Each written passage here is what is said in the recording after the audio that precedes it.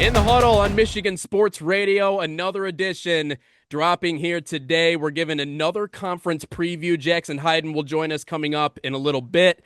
But listen, we got to start getting other people involved with this project. I was looking at the analytics a little bit earlier today, and it's amazing to see how the numbers are popping off. And you guys have been responding to this. It's cool to see this grow the way that it has. We're just trying to give you, again, a look inside everything that is high school football on this side of the state. And the only way to actually do that, we can talk about it, we can give our previews from the outside looking in, but part of being in the huddle is actually going in the huddle, being inside those meetings, those workouts, those practices. And the first opportunity I got in that way was with Fruitport High School. Sean Judd, strength trainer at Fruitport. Sorry, I got your title right this time around. My bad. Last time, I think I called you two different things, and you were like, get it right. All right, strength trainer at Fruitport High School and at North Muskegon, talking a lot about, health, nutrition, getting the body right, those important things that really lead up to the results that you want to see. But first off, Sean, congratulations. Number one on In the Huddle. What's up, brother? How you doing? I'm good, man. I mean, all things considered, it's crazy leading up to the season. We're into that crossover season now, right? Summer is bleeding into fall. I remember Coach Ship talking about, kind of the last day of fall camp and to embrace it. So, right, we've hit that part of the year where, the rubber is really going to meet the pavement. And I find it a touch ironic. I do minor league baseball. I had a sponsor interview today with a doctor, and it was about cardiovascular health. This month it is Cardiovascular Health Awareness Month, and she shared these different things. Now, most of it having to do with the older crop of people, right? 40s, 50s, and beyond, about how important heart health is. But that doesn't just start later on in life. Health and wellness is everything. And if you don't have that, not only are you not going to live a long life, you're not really going to live a happy life because you can't even do the functional things that are necessary to be the best version of yourself. Now, on this high school football show, it's a little bit different because we're talking about athletes and we're talking about them getting the most out of their bodies in the respective sports. But I'll start from a general perspective. How important is health and nutrition when it comes to athletics?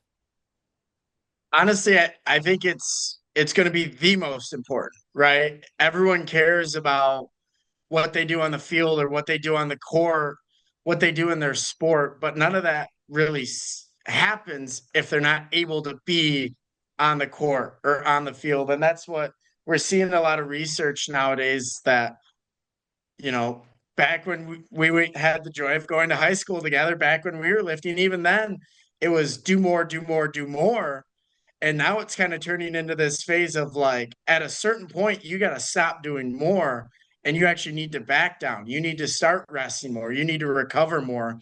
That way, it will optimize everything that you are doing. Right. So, if we're talking about that health and nutrition, it's not just what you're doing in the weight room, it's going home and getting that extra sleep and getting that extra meal in. I mean, especially talking high school football, we're burning 3 to 4 thousand calories a day on top of just their basic nutrition intake, right? So it's what are these kids doing? And especially the world of football is gain weight, gain weight, gain weight. If you're burning 3 to 4 thousand calories a day, we need to see that replenished plus some in order to gain that weight. And then on top of it, like I said, none of that matters if they can't be on the field or on the court. And a lot of that starts with that sleep component. I believe it's for an athlete that gets under the bare minimum is 8 hours of sleep, their intake for injury increases by about 1.7 times, Wow. right? So if you're getting under eight Hmm. hours, you're seeing that injury increase almost double, right? And we think about how that's working, and that's just that slower reaction time. Their body's not functioning how it should be. All of those add up to an increased risk of injury and putting your body in a position that it's not able to properly function and handle. There are layers to player development. And typically, when we mention player development, we talk about coaches, right? The guys that are in your position group who are teaching you how to block and how to run and how to throw the football, these things that of course that leads to development, but you have to physically develop the body first. I come from the baseball world where, it's interesting. People talk about the Dodgers all the time, like they are ruining this sport. And you know what? For the amount of money they spend, maybe there's something there. But on the other side of that, Sean, they develop better than anybody because of that nutrition component.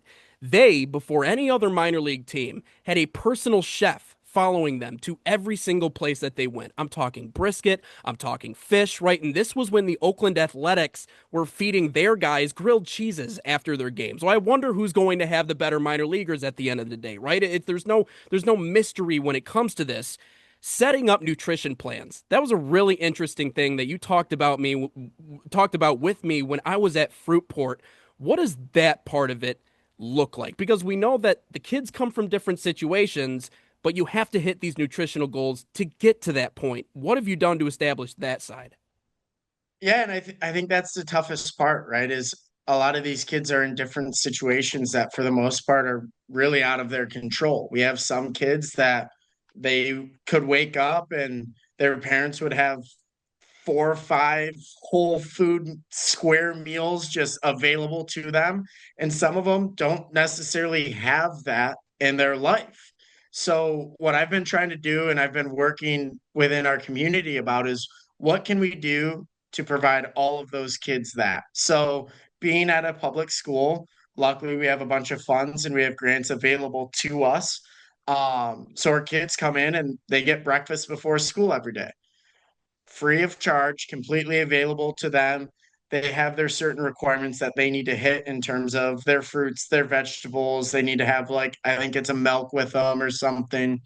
That our food service department has been amazing. I met with her last week and it was an incredible meeting where, yeah, they come in, they get their breakfast, they have a lunch free of charge of them. And then what we're starting to kick out, I believe starting next week, is all of our kids will be able to go after school. They get out at like 2:37. They'll be able to go to the cafeteria and they'll be able to get that third meal. Right. So hopefully most of these meals, I mean, just doing basic nutrition math, they're probably sitting right around 700 to 800 calories. If our kids are burning 3,000, 3,500 calories a day, those 3 meals get them up around 21 to 2,400 calories a day. That means hopefully these kids go home or they brought snacks with them throughout the day where they can knock off those final 600 to 900 calories plus add something in during the day. Now we're talking, instead of losing weight and at that loss, I mean, we're talking about losing roughly at least a pound a week if those 3 meals are all they get. Now, hopefully, we're talking adding a pound per week. So being able to just provide these kids where, and I told this to all the kids when we got it, like, listen, like, people are putting time and effort and energy into these, like it's available to you, take advantage of it. Even if you got mom or dad at home cooking you all these meals, like take advantage of that too. I mean, we all know, especially as you get older, you hit college and you're like, all right, I'm eating whatever is available to me, whether it's good for me or not. Like, take advantage of what you have as a high school athlete right now, especially if you're a multi sport athlete where you're burning these calories year round, because what you're putting into your body is eventually what it's going to give you in return. And I mean, we all love McDonald's, right? We all love it. But is that the You ain't best wrong. thing that you is that the best thing that you could be putting into your body? Because if you think of it, how processed it is, no one's doubting how processed it is, but that's what you're giving your body and hoping that it gives you something better in return. Hey man, I just hope you know Chad Ochocinco is somewhere out there punching the air right now because he ate McDonald's every day of his professional playing career, and he swears by it. The McDonald's diet. I think that's just genetics. I don't know if Ocho really understands that part of it, but hey, yeah, just if you're Chad Ochocinco, I guess that works. Everybody else, don't eat McDonald's every day. That's the lesson here. I, very quickly, have you seen the numbers reflect exactly what you're Yes. talking about right now with North Muskegon and with Fruitport? Yeah, and I've seen it at both. Um, for some reason, kind of just this year, the programs will always ebb and flow, heavy and light. We're kind of in a light cycle right now. So a big thing at both schools have been like, hey, we got to like put on some weight. We got to take our nutrition seriously. And we had one kid, and I can't like I can't give as much props to his family as I like physically could. His parents went out and got him a registered dietitian. Mm. And this kid has put on, I mean, just looking at his numbers in about 2 months, he's put on about 11 pounds, which is incredible. And you look at just that weight and you're like, okay, that's a cool gain, but you're seeing it across the board. His top speed is up, his 40 yard is down, which is great. And his strength, I mean, his back squat alone, he put on 110 pounds in 3 months, right? Wow. So when you are able to shore up that nutrition and that recovery, that's a kid that outside of the weight room, off the field, he's doing everything that he needs to do, and you see it pay off. And I was just out there watching football practice, and he's a sophomore who is putting on a show at the Mm. varsity level. He will be playing varsity football this season, and you can just see that mentally he is developing more. Obviously, he has to learn a new system coming in with a new head coach, but you can see that he's not limited by his physical capabilities. It's all just he needs to learn the offense, he needs to learn the defense.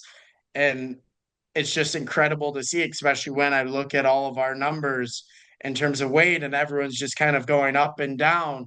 He's just that steady, consistent because of that nutritional component. We first of all, you mentioned to me once upon a time, you're like, Nate, you really should calorie count if you're gonna work out all this time. And I was like, yeah, whatever, Sean, I got it, I'm good. I don't need. Now I'm nearly at 30 years old, and I'm realizing my man might have had a point. So I'm trying to get more into that as well. But You listen, were my first client. You were my first training really, client ever. he Yeah. also he You also sit realigned my hips too once upon a time, and apparently he was not certified to do that. But in fact, you did the job, so I'm just saying, if you ever want to do I was in that too. college. You had talked about though, this process doesn't start right when you get into high school. At least it shouldn't, right? Like life comes at you fast, and even faster when you're a football player because you go from eighth grade and then you get into high school and you got Sean yelling at you while you're doing these lifts, right? Like it is complete 180 of what you have experienced at the youth levels. But in certain places, and again in the high school that we went to, there was almost a dedicated plan leading up to high school that you kind of got into your mind, and even physically speaking, you're like, I kind of know what to expect, right? It's a much easier transition. You talked about it a little bit in our personal conversation. How are you implementing those things to help these kids really kind of hit the ground running when they get to the high school ranks? Yeah. So coming in, this is my going to be my second year at both Fruitport and North Muskegon. And coming in, they both kind of had strength programs in place, but I'm like, I can make this better. I can take their foundation, I can optimize it, I can make it good. Right. So really coming into this year, the first year, you come in and you're like, I'm not going to make any waves. I don't really want to cause anything crazy. But the second year, you're like, all right, now it's my time to shine. This is what I want to, this is how we're going to do this. This is what I want to do. So really this next year, I'm heavily focused on, I want to fine tune the high school system, right? I want a clear progressionary program for when I have a freshman walk in, regardless of their sport or their gender. This is where we're going to start as a freshman. Progress it. So next year they have their full calendar training year. This is what it is as a sophomore. And it's ultimately going to build to that senior year. Okay. So they come in as a freshman and they already have 4 years of development that consistently builds off of each other on day one. Now going into what will be my next year in year three, this is where I'm really going to start. All right, we have 4 years of development. Luckily, being in a school system where, all right, if you're starting in first grade, unless you go school of choice that you've talked about, more than likely the kids that are first graders here are going to continue at Fruitport at North Muskegon for the next, what is that, 12 years, Hmm. right? 11 years. How can we back that down as freshmen to eighth graders and then back it down to seventh graders, to sixth graders, to fifth graders? I don't know what age they actually start playing most sports, especially football nowadays. It was always what, fifth grade for us. Hmm. And then fourth grade, we played our little kid ball. But backing it down to where these student athletes aren't getting 1 year training cycles, 1 year of development. Can we give them a 6 year developmental block, which is what you're seeing at this collegiate level, right? At the collegiate athletics level, they're not necessarily looking at the product they're going to get on day one. They're looking at the foundation they get on day one and what they can get out of them over the next 4 to 5 years in terms of development. So the sooner we can get them into some form of a program, and obviously you're not having a senior athlete do the same stuff you're going to have sixth grade little Tommy or Amanda doing, right? But what can we get them started so they get accustomed to how fitness and exercise incorporates into their life and get them used to that developmental span that they're going to be going through for the next 4 to 7 years? You talked about one of the stories, one of the players that has really inspired you through this process, whose parents put him in a great position with the dietitian and everything that's helped him in that way. Are there any other success stories or anybody you've worked with? And you know what? We can expand this beyond high school football because you've worked at Davenport, right? That's the other place you've been at with their hockey program, kind of leading the resurgence of that team, at least back to some level of relevancy. Is there any success story from your mind that you've seen in people who have bought into these systems and have really reaped the benefits because of it? Yeah, I mean, the kid that comes to my mind was before I was at any school, before I was at Davenport. This kid I met when I was working private sector, running a gym. He came to me off of, so he is a 19-year-old college sophomore that is currently playing college basketball. At this point in his life, he has gone through 4 ACL surgeries, Mm, which an ACL is a 9 to 12 month rehab process. And I met him after his second surgery. He had torn the first, done the process, got back I think it was a month after returning, he tore his opposite leg. Worked with me through that, felt great, got him back, and just a freak accident. I think it's like a 0.02% chance of this happening. His first like first repair had frayed and torn. mm. So it was his first leg. We had to work through the process again. He came back to me. We did it again. Returned. He was able to play. He was a high school football, basketball player. He's able to return to his high school football season, got through most of his basketball season, and then the same 0.02% fray chance happens on his secondary leg again. So worked through, was able to get him back. He ended up he's at Aquinas College right now. I Wow. know that's a touchy subject for a Cornerstone guy. Uh, but he was able to make that return. And he actually texted me back in, I think it was like February. And he's like, listen, like my knees are good. I'm feeling good. We need to get back. We need to get to work. Like we need to run it back again. So I've known this kid for probably 4 or 5 years, and he's just the hardest worker ever. He's the guy that I need to be like, hey, you're doing this stuff in the weight room. You need to back it off. You need to take care of yourself. We had a conversation 3 weeks ago. He's working a full-time gig. He's in the gym every single night. He's working a side gig, and he's like doing blue collar drywall stuff. Like he's a guy's guy. And I'm like, dude, take a week off. Yeah. He's like, basketball's feeling like a chore. I'm like, take it off. Just don't see me for a week. Like, just do whatever you got to do. Just go enjoy your life. And he came back and that week, he came back after having a week off. Best numbers I've seen from him all summer. right? So he's just a kid that's committed to the process and committed to the weight room. And it's paying off where now I think he's like the first guy off the bench going into this next season and he's competing and he just the drive was reignited in him after that week off. But he's someone that's committed to the full process, texting me every single day, blowing up my phone. When can we get in? When can we train? What do we got to do? Like, I need you there yelling at me. I need you pushing me. Uh, and he's just someone that, as a strength coach, you want to work with him. I don't- this is kind of stepping outside of the box.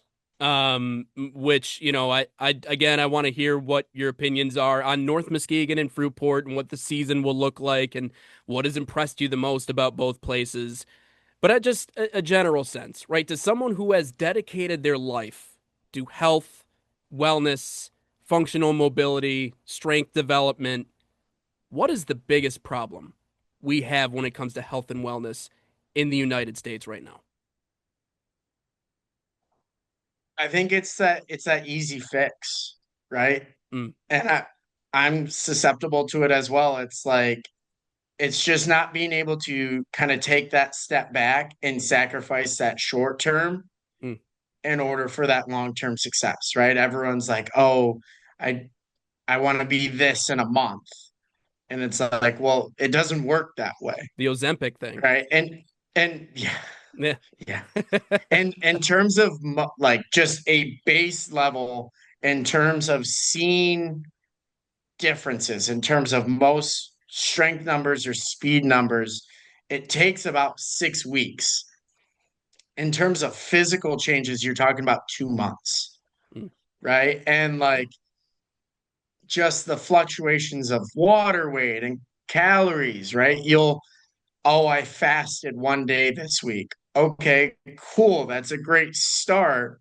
But the next day you went and binge ate Five Guys or Taco Bell, right? Like overall, the sustainability of that lifestyle, it's tough. And I will be, some people can do it, right? Some people are able to do that and they'll grind out a 4,000 calorie diet in the gym, but sustainability and long term success, and even beyond, if you can do it for 3 months, cool.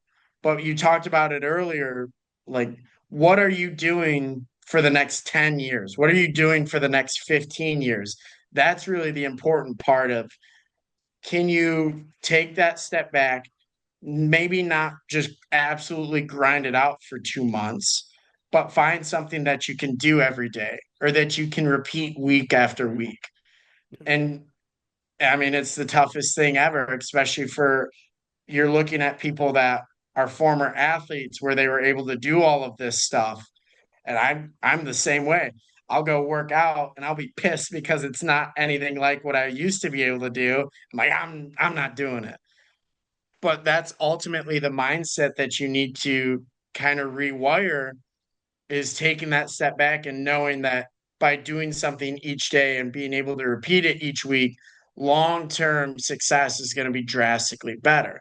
And that's kind of the biggest thing that you'll see in athletics is finding those repeatable habits that you can do that you might not see it tomorrow, you might not see it in a month, heck, you might not even see it in a year, but 2, 3, 4 years down the line, that's going to be paying off and it's going to be paying off tenfold.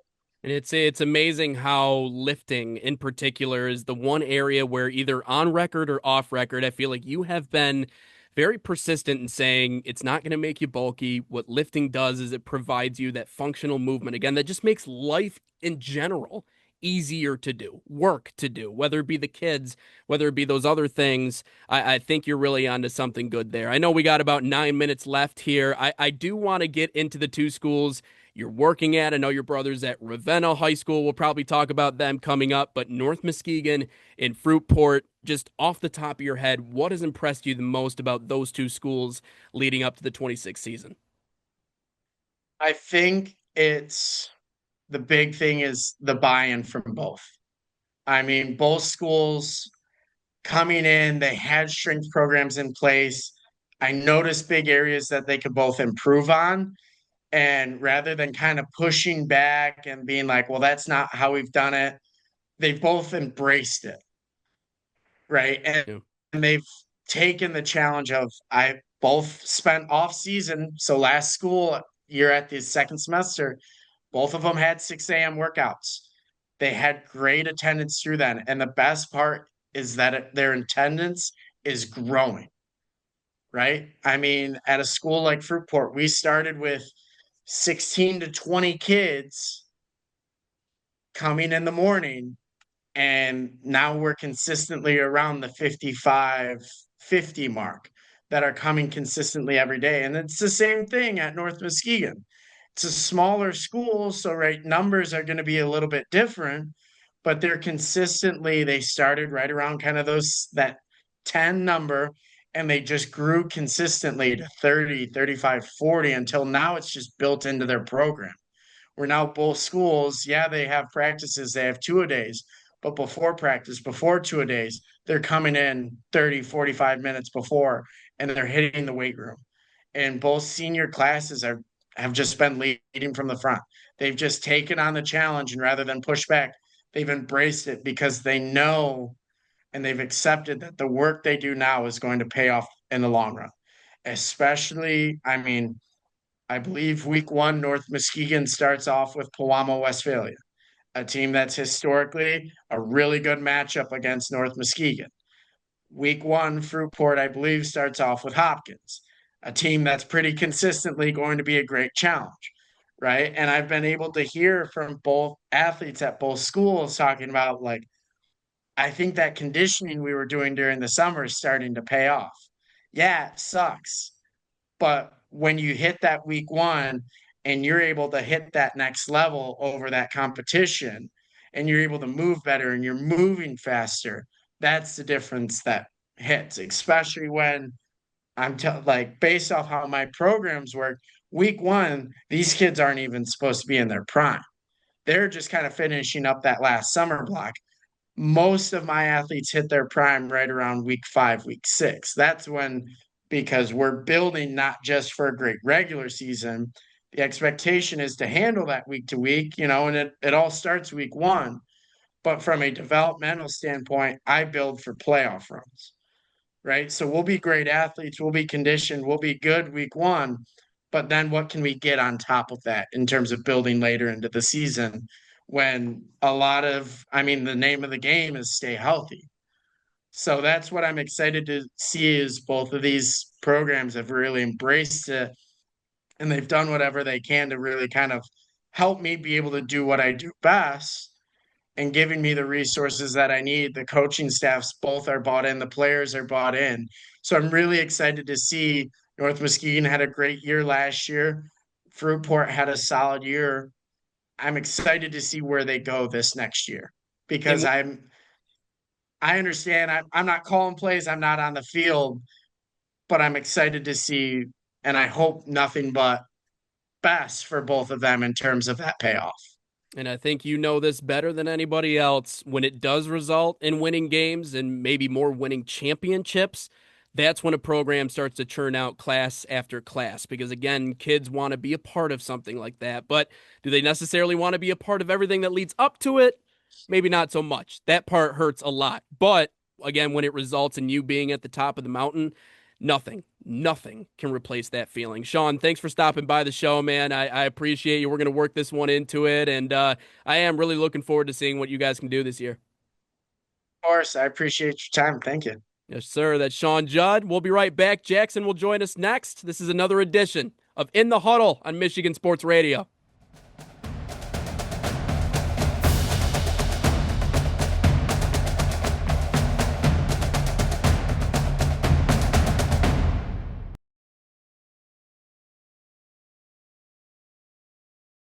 Located in Rockford, Phoenix Roofing and Exteriors is your family-owned and operated roofing experts, proudly serving our West Michigan neighbors with integrity. From roof replacements and repairs to full siding, gutters, and exterior upgrade, we got you covered. Visit thephoenixroof.com today.